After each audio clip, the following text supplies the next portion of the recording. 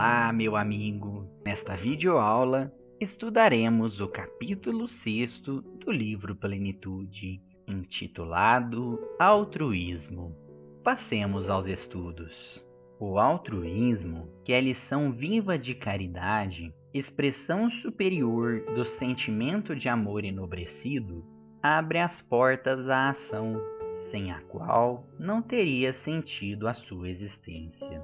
Na videoaula da segunda parte do capítulo 3º, vimos que o amor e o sofrimento são mecanismos interdependentes de evolução, de modo que, quando um se afasta, o outro se apresenta e vice-versa. Assim sendo, o meio de afastarmos o sofrimento seria pelo amor ensinado por Jesus. Por sua vez, no prefácio do livro Momentos de Saúde e de Consciência, Joana nos traz que Allan Kardec, atualizando o pensamento do mestre sobre o amor, estabeleceu na caridade o modelo de aplicação correta para o amor. Desta feita, no parágrafo ora em estudo, a mentora apresenta o altruísmo como um meio vivo, concreto de exercermos a caridade.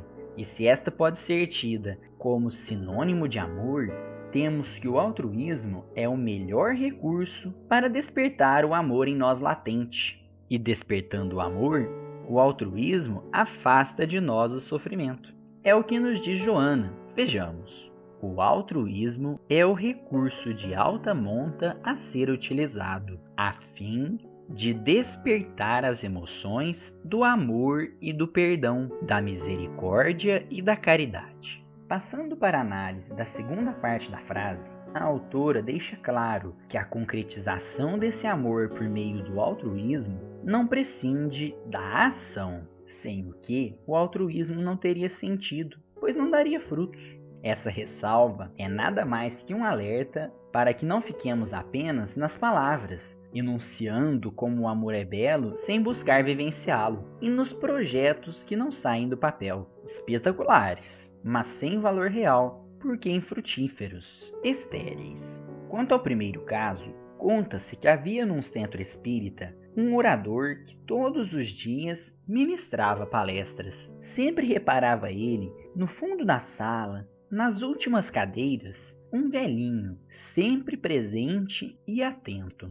Quando ambos desencarnaram, o palestrante se viu no umbral, e após algum tempo naquela situação, orando em busca de socorro, deparou-se com uma luz muito forte de um espírito benfeitor que veio resgatá-lo.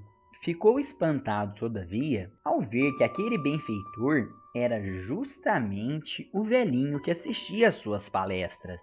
Intrigado, exclamou: "É você? Você não era aquele velhinho que ficava lá no fundo do centro quieto, que não dizia nada, apenas escutava o que eu dizia? Como pode? Você está aí com toda essa exuberância divina, e eu, que era até dirigente de um centro espírita, ajudei tantas pessoas, estou aqui neste estado. Por quê?" O velhinho olhou para ele e, com um sorriso que irradiava bênçãos, disse: "Eu apenas fiz o que você dizia nas suas palestras. Apenas fiz. E você fazia o que dizia?" O interessante é dirigirmos esta última pergunta para nós mesmos. Estamos agindo ou o nosso altruísmo está apenas nas palavras? Cabe-nos uma pausa para reflexão.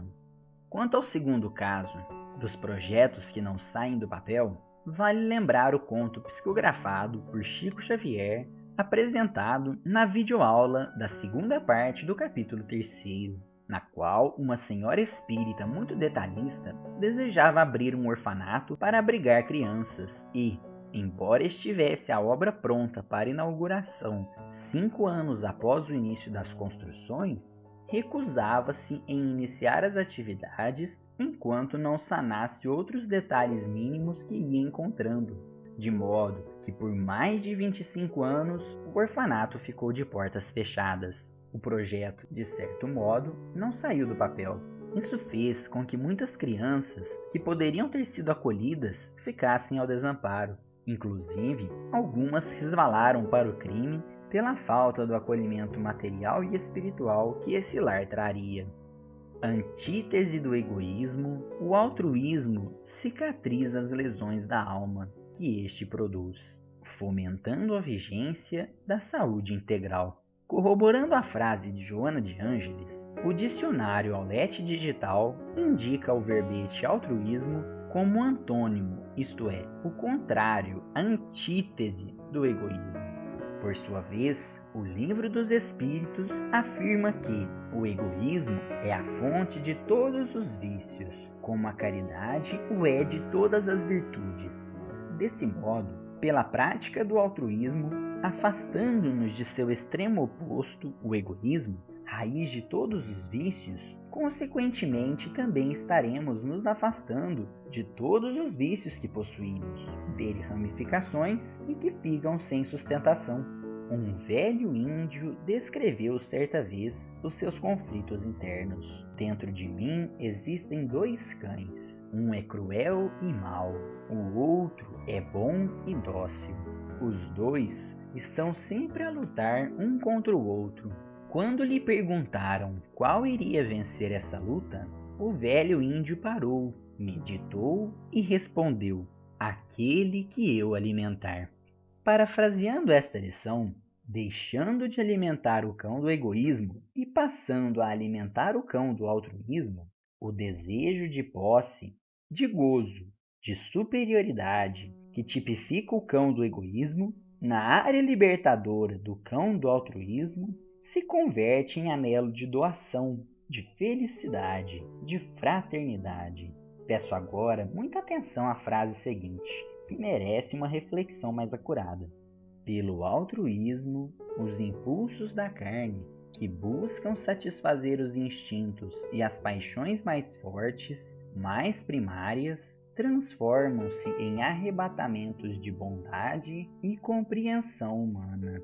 Todos os estímulos são conduzidos para o seu crescimento e triunfo sobre as falsas necessidades, trabalhando-lhe as virtudes em despertamento, a fim de que o homem espiritual sobreponha a sua à natureza dominante do homem animal. Ao ler esse trecho, me indaguei como o auxílio ao próximo, na entrega de uma cesta básica ou de uma palavra amiga, poderia me auxiliar a afastar os impulsos da carne, que buscam satisfazer os instintos e as paixões mais fortes, conforme anunciado por Joana. Em um primeiro momento, não vi relação lógica entre uma coisa e outra. Todavia, um olhar mais acurado, pautado no aprendizado dos capítulos anteriores, permite o seu claro entendimento.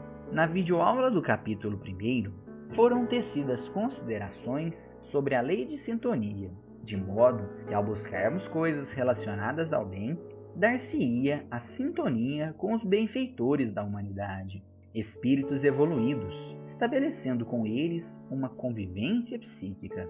Se a visita a um enfermo, levando uma palavra de esperança, fizer com que sintonizemos com espíritos que já há muito sobrepuseram a natureza espiritual à natureza animal, estaremos impregnados de suas ideias e pensamentos. Muito mais fácil será, assim, triunfar sobre as falsas necessidades, instintivas e primárias. Corroborando a tese da impregnação das ideias alheias para o bem ou para o mal, certa feita, uma senhora muito bem educada me relatou que, após viajar por 5 dias com alguns amigos que têm o hábito de xingar, foi ela flagrada pelo cônjuge proferindo um palavrão.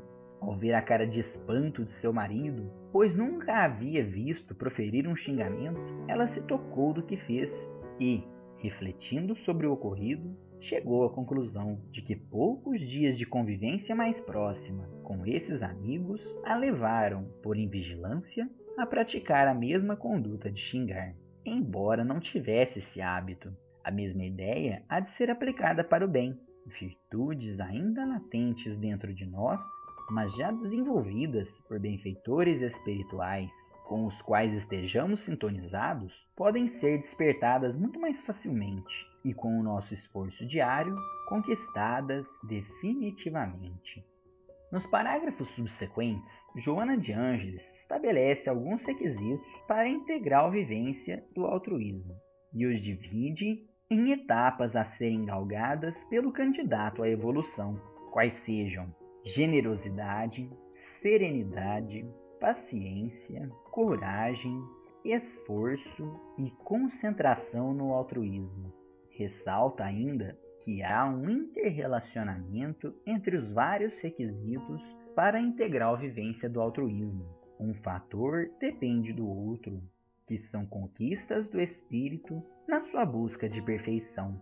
Tornando-se saudável exercício de elevação moral, cada um promove a área do sentimento, desenvolvendo o intelecto na arte de compreender para servir, de crescer para libertar-se, de entesourar conhecimentos para os distribuir.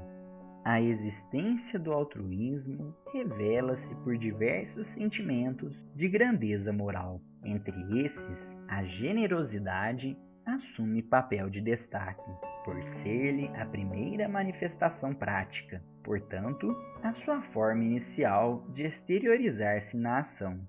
A respeito desse trecho, a mentora ainda cita o ditado popular de que aquele que não abre a mão mantém fechado o coração, afirmando que este possui fundamento, visto que a generosidade tem início no sentimento que ama, que abre o coração, e quando faz, consegue abrir a mão.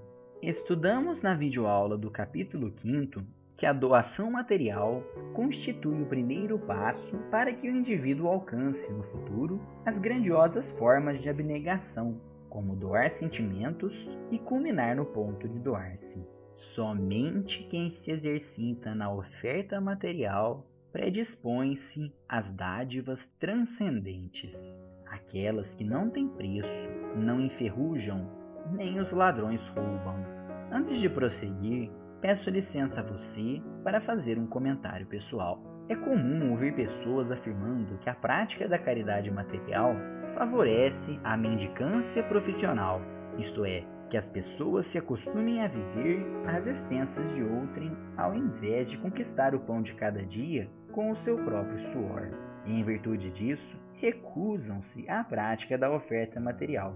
É certo que aproveitadores sempre existirão, também filhos de Deus, e que terão seu despertar da consciência, todavia que ainda não chegou. Desse modo, vários preferirão de fato vagar por aí o dia todo do que trabalhar. Todavia, os verdadeiros necessitados não podem ser prejudicados em razão da existência daqueles. Para nossa reflexão, conto-lhes o caso de uma conhecida, desde jovem muito trabalhadora e honesta.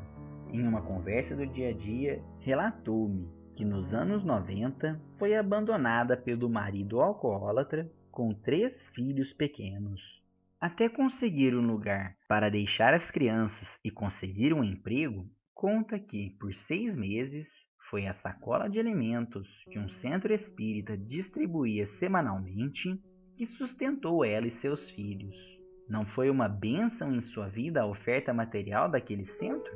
Por acaso constituiu para ela um incentivo à mendicância profissional? Certamente que não. No entanto, sem isso, haveria de mendigar, humilhar-se não se sabe como, para que os filhos não passassem fome. Dada a importância desta reflexão, ouçamos mais um caso real desta feita contado por Haroldo Dutra Dias.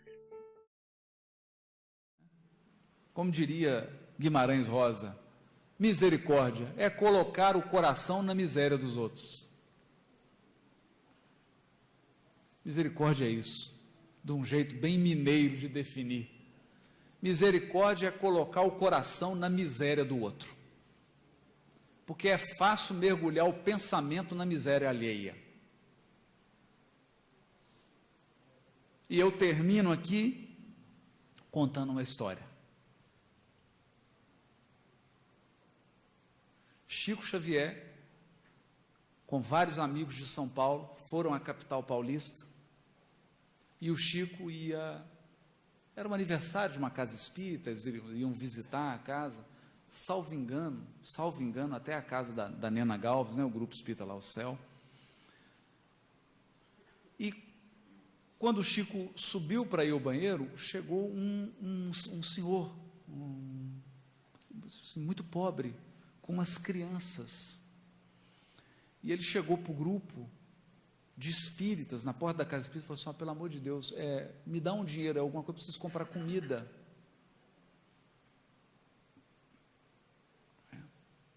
E o que os espíritas fizeram? Eu não vou citar o nome, por favor, para não comprometer ninguém. O que os espíritas fizeram? Fizeram uma sessão de doutrinação para o homem. Mas é um absurdo, uma hora dessa da noite, você com as crianças na rua, você não lê o ECA, o Estatuto da Criança e do Adolescente? Vou ler para você, artigo 7º, é direito da criança. Deram um sermão no homem, que era um absurdo, ele está com aquelas crianças à noite, na rua, ainda pedindo, usando as crianças para pedir, usando as crianças para sensibilizar o outro, que ele não podia fazer aquilo. Deram o sermão, o homem saiu de cabeça baixa, atravessou a rua, o Chico desceu. Falou: Chico, que absurdo, o homem veio com as crianças, pedindo aqui, mas nós doutrinamos ele, Chico, doutrinamos, só Kardec, Emmanuel, André Luiz, fizemos uma doutrinação. Chico: meus filhos não façam isso, esse homem é um herói, esse homem é um herói, ele foi abandonado pela esposa com 3 filhos, ele poderia ter simplesmente deixado essas crianças, mas ele ficou com elas, está passando fome, está aqui, é um herói, pelo amor de Deus, pega o dinheiro, vamos lá ajudar ele. E tirou o dinheiro do bolso, aí todo mundo falou: meu Deus do céu, pega o dinheiro, vamos ajudar. E atravessaram a rua e foram lá ajudar o pai de família, abandonado pela esposa, e que estava ali firme, cuidando dos filhos. Boa noite, muito obrigado a todos.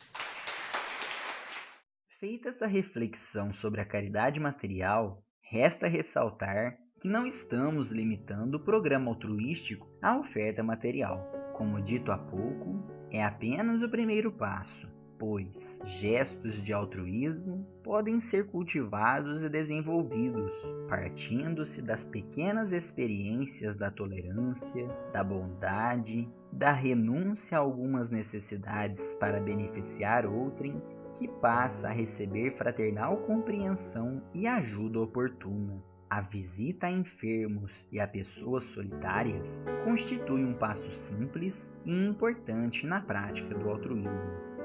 O altruísmo, no processo de expansão, apresenta-se também como uma formulação ética. Entendamos essa ética na condição de serenidade e respeito a todos os comportamentos, sem impor a sua forma de ser, de encarar a vida, de manifestar-se.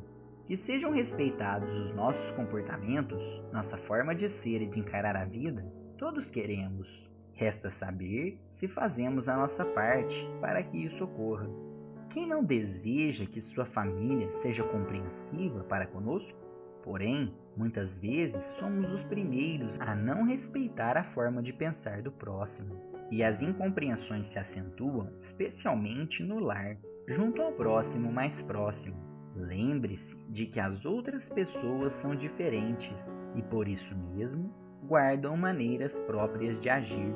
Esquecemos que cada qual possui um prisma de visão, enxergando a realidade com base nas experiências boas ou más que teve ao longo da vida. Desse modo, se não concordamos com algo, podemos sim esclarecer a base de entendimento fraterno, mas polemizar jamais, pois antagonizar sistematicamente é um ótimo meio de angariar aversões. É o que nos ensina o livro Sinal Verde, em destaque no vídeo. E considerando que geralmente nunca se discute com estranhos, e sim com as pessoas queridas, valeria a pena atormentar aqueles com quem nos cabe viver em paz? É de se pensar.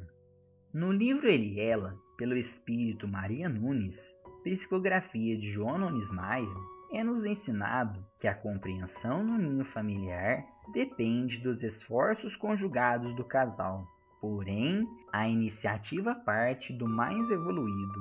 Se queres ser o maior no amor, na verdade, na alegria, na estrutura espiritual, dá início a esse trabalho, que a tua amiga do coração te acompanhará em todos os teus gestos, usando normas idênticas às tuas, para que se instale entre os dois a fortaleza divina.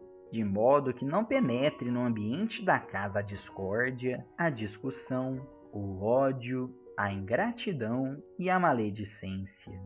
Embora o livro trate mais especificamente do relacionamento conjugal, o ensinamento pode ser estendido a todos com os quais nos relacionemos. Ter a serenidade ao respeitar o pensamento alheio, isto é, aceitá-lo sem se perturbar, um requisito indispensável, portanto, para a verdadeira prática do altruísmo. Que aprendamos a ceder em qualquer problema secundário para sermos fiéis às realidades essenciais. Se queremos ser fiéis ao objetivo de conquistar a virtude do altruísmo, que saibamos respeitar a opinião alheia, ainda que dela discordemos. Se que se trata de algo verde, se achamos ser azul, que não sejamos nós a iniciar uma contenda por algo destituído de real valor. E lembrando sempre da questão dos diferentes prismas de visão, que saibamos fazê-lo de maneira serena, imperturbável, o que será possível por meio do exercício constante. Como efeito dessa serenidade, é paciente, não antecipando apressadamente realizações, nem buscando resultados imediatos. A paciência é o próximo passo na execução do programa altruístico. A paciência é relevante pelo significado de criar condições no tempo próprio para cada realização, nem a postergação do labor, tampouco pressa e reflexão, que não conduzem aos resultados que se esperam. A paciência, palavra abstrata e que pode ter muitos significados, nesse trecho é conceituada por Joana como a capacidade de saber aguardar o momento certo, o tempo próprio, nem adiarmos o dever, nem fazê-lo com pressa, que não nos permitiria o tempo necessário para uma devida reflexão. Quanto à pressa e reflexão, vale lembrar a explanação feita sobre a ansiedade na videoaula do capítulo 5º, apresentada por Divaldo Franco como um dos gigantes da alma, que muitas vezes nos leva a agir irrefletidamente. Cada coisa tem seu tempo próprio. A mentora nos traz o exemplo do corpo humano. A vida se agiganta, molécula a molécula, em clima de harmonia, em paciente e incessante movimentação. No livro Convites da Vida, Joana cita ainda o exemplo da gigantesca sequoia, árvore que também se desenvolve célula a célula, demandando a ação do tempo, parte de uma ínfima semente até alcançar elevadas alturas de mais de 100 metros. Em paciente e incessante movimentação. A paciência faculta repetir qualquer labor malogrado com o mesmo entusiasmo, sem o cansaço que induz ao pessimismo, ao abandono da realização. Sabe que tudo quanto hoje não pode ser feito, se-lo-á depois, desde que se persevere no tentame. Thomas Edison, o inventor da lâmpada elétrica, teve centenas de tentativas não bem-sucedidas antes de alcançar de fato o invento. Teve a paciência de repetir o trabalho com o mesmo entusiasmo, recurso sem o qual não teria alcançado seu intento. Perseverou no tentame.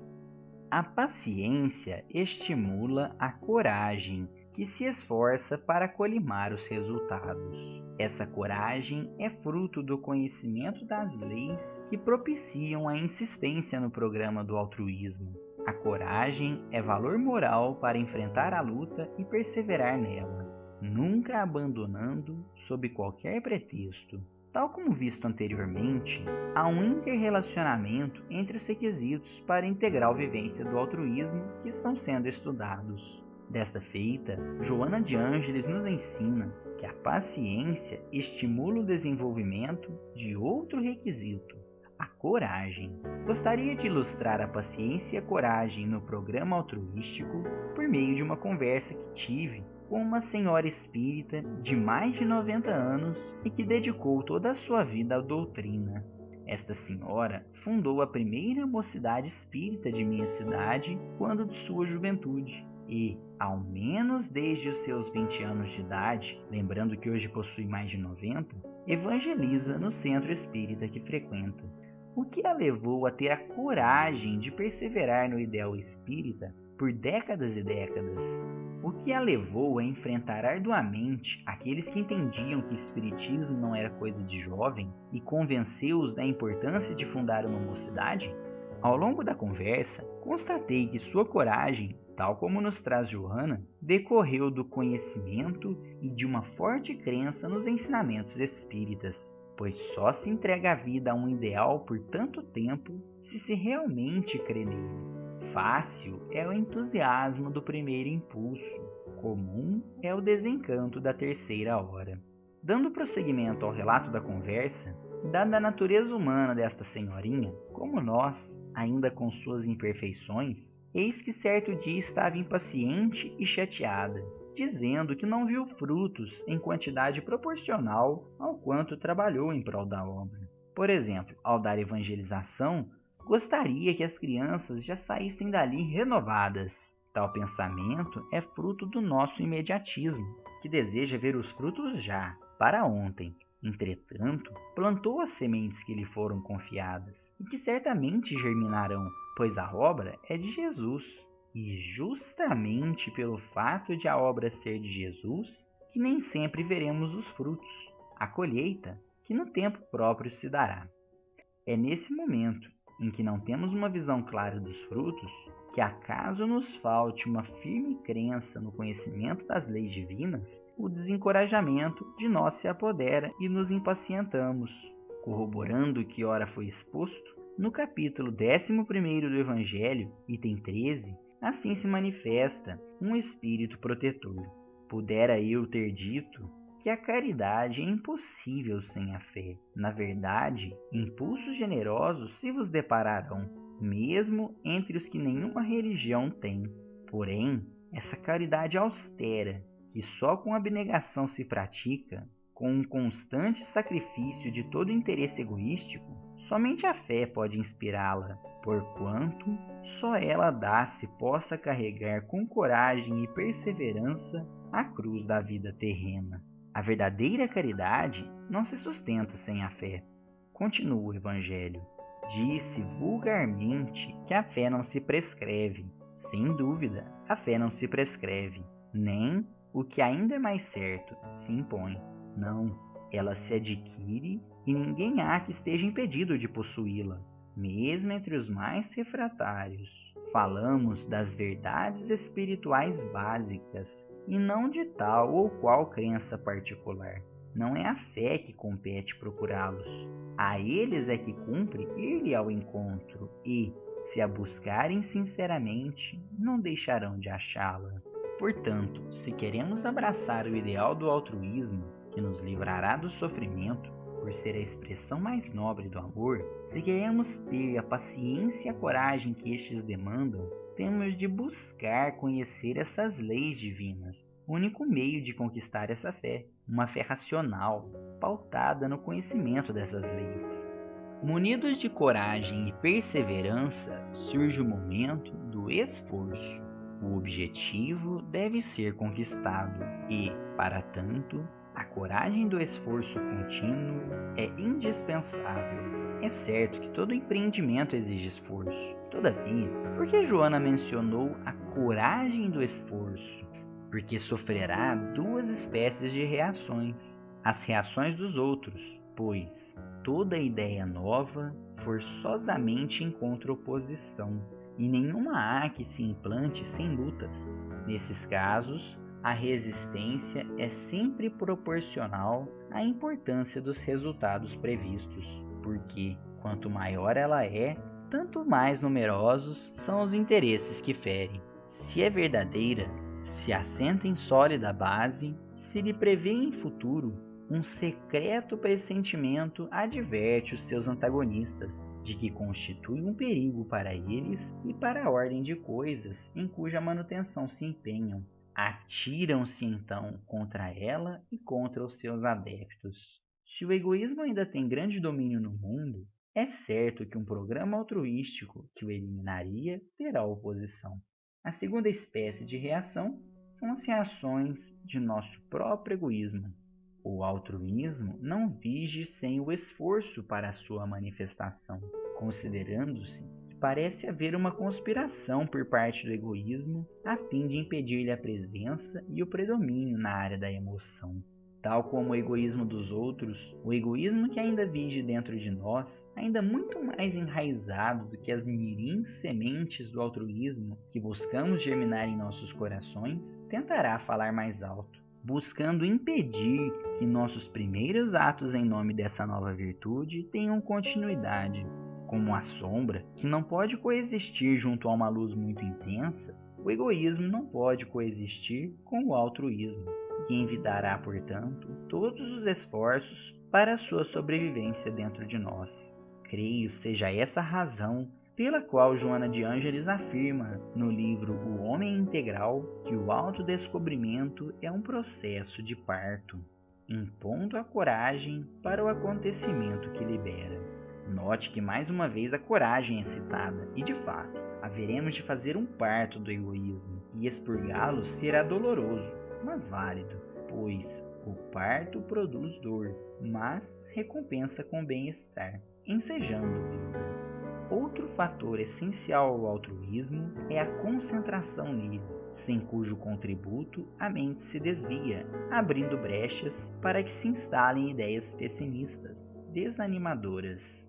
No capítulo 8º, que será estudado mais adiante, Joana de Ângeles conceitua a concentração como a fixação da mente por interesse ou seleção em qualquer pensamento, em alguma ideia especial que se deseja analisar ou reter. Como ainda somos habituados a pensar em coisas negativas ou mundanas, se não exercitarmos, mediante esforço contínuo, fixar a mente no programa altruístico, muito facilmente ela se desviará para outros objetivos. Vejamos. Habituado a concentrar-se nos fenômenos que decorrem das paixões ou sensações mais fortes, tais como o desejo, o ciúme, o ódio, o ressentimento, a sensualidade, a gula, os vícios em geral, quando se trata das aspirações mais elevadas e sutis, o indivíduo justifica-se com escusas de que não consegue concentrar-se, que lhe falta capacidade para deter-se no assunto exclusivamente por comodidade mental, ou porque prefere fugir às responsabilidades que advêm da mudança de programa. E a concentração no altruísmo é de grande valia por manter o impulso dos nossos esforços, uma vez que, mantendo a sintonia com os benfeitores, estaremos constantemente sendo alimentados pelas energias destes. Especialmente nos momentos em que surjam as reações do egoísmo vigente, dos outros e de nosso próprio eu interior, é a concentração no ideal do bem que fará com que mantenhamos o olhar dirigido para o fim a alcançar, não importando que os espinhos ameacem nos arranhar. Se o olhar estiver focado no ideal, esses ataques nos roçarão sem nos ferir. É o que extraímos do Evangelho segundo o Espiritismo. Com o olhar constantemente dirigido para o termo a alcançar, nada lhe importa que as urzes e os espinhos ameacem produzir-lhe arranhaduras. Umas e outras lhe roçam a epiderme sem o ferirem, nem impedirem de prosseguir na caminhada. Imagino como seria maravilhoso ter essa concentração, ser injuriado ou passar por uma frustração e não se abalar. Ter a capacidade de não deixar com que esses mínimos espinhos me firam ou impeçam a caminhada. Os espíritos reconhecem que não se trata de uma conquista fácil. A arte da concentração é uma conquista valiosa e demorada, que exige cultivo e exercício, a fim de responder de maneira eficiente às necessidades emocionais do homem. Todavia, não é porque é demorada que não deve ser iniciada desde já. Cada vez mais fortalecidos emocionalmente, os sofrimentos deixam de ter a mesma força para nos ferir. Basta lembrar o exemplo dos mártires estudado na videoaula do capítulo 1. Embora tenham passado por dores maiores que as nossas, por estarem concentrados no ideal do bem que os atraía, sintonizados com os benfeitores da humanidade, sua sensação de estar sofrendo era menor que a nossa. Todos os grandes realizadores devem à concentração, ao esforço e à paciência o êxito que alcançaram. Esqueciam-se de tudo quando fixados no propósito de algo realizar. Se você se interessou pelo assunto e pretende dar os primeiros passos no exercício da concentração, recomendo assista o vídeo de Valdo Franco Responde Como Conseguir Concentração, de pouco mais de 8 minutos e muito instrutivo, no qual ele dá dicas interessantes para nós iniciantes. O link você encontra na tela. Por fim, após a vivência desses variados itens, a sabedoria se instala na mente e no coração do homem, libertando-o da ignorância, apontando-lhe o objetivo real da existência corporal. E, quando são desenvolvidos os passos que contribuem para o altruísmo e se adquire sabedoria, ilumina-se o espírito e a vida ganha sentido. Os sofrimentos cedem então lugar à paz, porque desaparecem os fatores kármicos, vencidos pelas novas ações libertadoras. Assim, o altruísmo viceja na mente e no coração, já não sendo mais o homem quem vive, e sim o Cristo que nele passa a viver, conforme acentuou Paulo e o sentiram outros mártires, heróis e sábios de todos os tempos, que se entregaram ao altruísmo em favor da humanidade. Com esse slide, encerramos o estudo do capítulo 6, esperando que o estudo de hoje lhe tenha oportunizado reflexões produtivas. E deixamos aqui o convite de sempre para que você leia a obra oportunamente, a fim de colher os ensinamentos diretamente da fonte. Até breve.